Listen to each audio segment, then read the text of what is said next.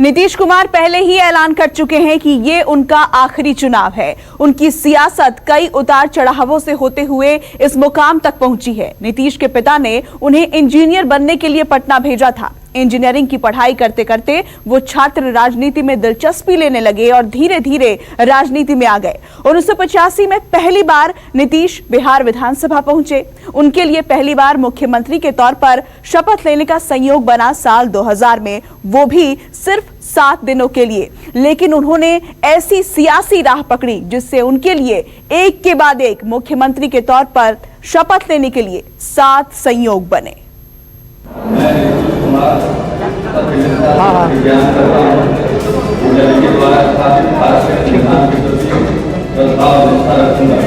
न जाने कब से नीतीश कुमार बिहार के मुख्यमंत्री बनने का सपना पाले हुए थे, लेकिन उनका यह सपना पूरा हुआ 3 मार्च सन 2000 को। अब ये भी जान लीजिए कि नीतीश पहली बार कैसे बने मुख्यमंत्री। साल 2000 के शुरुआत में ही बिहार विधानसभा का बिगुल बजा। एक और अटल बिहारी वाजपेयी, लाल कृष्ण आडवाणी, नीतीश कुमार, शरद यादव, रामविलास पासवान जैसे बड़े सियासी सुरमा थे, तो दूसरी तरफ लालू प्रसाद यादव अकेले मोर्चा संभाले हुए थे। चुनाव के नतीजों ने सबको चौंका दिया। लालू की पार्टी अकेले एनडीए पर संख्या बल के मामले में भारी पड़ रही थी, लेकिन नीतीश कुमार ने राज्यपाल को 146 विधायकों की लिस्ट पकड़ा दी और मुख्यमंत्री के रूप में शपथ ली।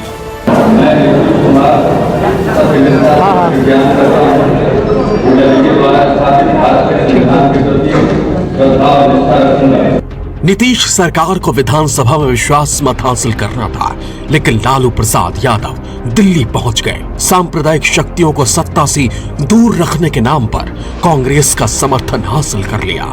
नीतीश ने विश्वास मत हासिल करने से पहले ही मुख्यमंत्री पद से इस्तीफा दे दिया। पहली पारी में नीतीश कुमार सिर्फ 7 दिनों के लिए मुख्यमंत्री की कुर्सी पर टिक पाए। उसके बाद बिहार की कमान राबड़ी देवी के हाथों में आ गई। लेकिन ऐसे में नीतीश कुमार फिर दिल्ली शिफ्ट हो गए। वाजपेयी की सरकार में उन्हें रेल मंत्री जैसा अहम विभाग मिला, लेकिन वाजपेयी सरकार के बेदखल होने के बाद नीतीश कुमार सीधे पटना पहुंच गए। नीतीश कुमार की नजरें 2005 में होने वाले बिहार विधानसभा चुनाव पर थी। लालू और राबड़ी देवी के शासन को कोसते हुए नीतीश ने अपने पक्ष में हवा बनानी शुरू की। सूबे की 243 सीटों के लिए फरवरी 2005 में चुनाव हुआ। किसी भी दल को सरकार बनाने के लिए पर्याप्त बहुमत नहीं मिला। जोड़ तोड़ की बहुत कोशिशें हुई, लेकिन किसी की भी सरकार नहीं बन पाई। ऐसे में दोबारा चुनाव में जाने का ही इकलौता विकल्प बचा। साल भर के भीतर दूसरी बार विधानसभा के लिए चुनाव हुए। तमाम अगर मगर और राजनीतिक संक्रमण के उभरते हुए नवंबर 2005 में नीतीश कुमार मुख्यमंत्री की कुर्सी पर बैठे। ये उनकी मुख्यमंत्री के तौर पर दूसरी शपथ थी। उनके साथ मजबूती से खड़ी थी बीजेपी। नीतीश कुमार को लोगों ने बिहार को विकास की राह पर ले जाने के लिए वोट दिया था। मुख्यमंत्री की कुर्सी पर बैठते ही उन्होंने अपना इरादा साफ कर दिया। देश में ये जनमत बनना चाहिए कि इन 2 प्रकार के मामलों में फर्क किया जाना चाहिए। राजनीतिक मामले अगर किसी पर चल रहे हैं तो उनको ऐसे ही दागी नहीं कह देना चाहिए। हाँ, किन्हीं के ऊपर भ्रष्टाचार के मामले हों, आपराधिक मामले हों, भ्रष्टाचार के मामले हों, जब तक वो बरी नहीं हो जाते हैं तब तक उनको सरकार का पद नहीं ग्रहण करना चाहिए। नीतीश ने सबसे पहले सूबे की कानून व्यवस्था दुरुस्त करनी शुरू की। नौकरशाही को नियम कायदे में रहते हुए बेखौफ होकर फैसला लेने की आजादी दे दी। सिस्टम से भ्रष्टाचार खत्म करने के लिए नीतीश सरकार ने ठेकों में पारदर्शिता के लिए कड़े नियम बनवाए। सूबे की सड़कों को दुरुस्त करने से स्कूलों की हालत सुधारने तक का काम तेजी से शुरू हो गया। मुख्यमंत्री नीतीश कुमार के काम की मीडिया में भी जमकर तारीफ होने लगी। इंजीनियरिंग के विद्यार्थी नीतीश कुमार ने अपने लिए एक अलग वोट बैंक गढ़ना शुरू किया। उन्होंने बहुत ही पिछड़े वर्गों को लेकर एक अलग सामाजिक रास्ता बनाया, जिसमें पसमंदा मुस्लिम और महादलित शामिल हो गए। नीतीश कुमार अपनी छवि विकास पुरुष और सेकुलर नेता के रूप में बनाना चाहते थे। शायद इसी वजह से 2005 के बाद से बीजेपी के साथ रहते हुए भी उन्होंने नरेंद्र मोदी के साथ अपनी दूरी बनाए रखी। लेकिन 2010 के बिहार विधानसभा चुनाव में जेडीयू और बीजेपी ने आरजेडी का सुपड़ा साफ कर दिया। नीतीश कुमार ने मुख्यमंत्री के तौर पर तीसरी बार शपथ ली। अपनी छवि और वोट बैंक को लेकर बेहद संजीदा नीतीश साफ साफ कहने लगे कि बिहार में एक ही मोदी काफी है। बीजेपी के साथ भीतर खाने तलखी बढ़ती जा रही थी। देश की राजनीति 2014 के आम चुनाव की ओर बढ़ रही है। बीजेपी ने जैसे ही नरेंद्र मोदी को प्रधानमंत्री का उम्मीदवार बनाया, नीतीश ने बीजेपी से नाता तोड़ने का फैसला कर लिया। तक बिहार का जो ये गठबंधन था, इसमें बाहरी हस्तक्षेप नहीं था, तब तक ये ठीक ढंग से चला।